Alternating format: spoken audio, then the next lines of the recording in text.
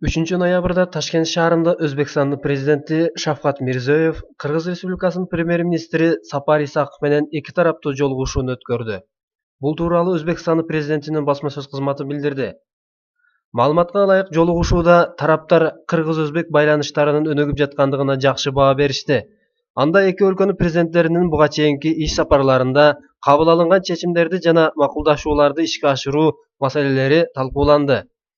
Ошондой эле Мирзиёев менен Исаков эки өлкөнүн ортосунда товар айлантууну көлөмүн жогорулатуу, өнөр жай жана айыл чарба тармактарында кооперацияны кеңейтүү боюнча пикир алмашты.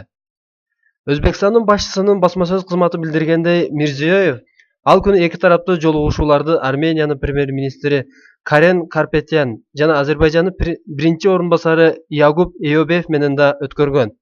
Белгилей кетсек, 3 ноябрда Ташкент шаарында КМШ өлкөлөрүнүн өкмөт башчыларынын саммити өткөн.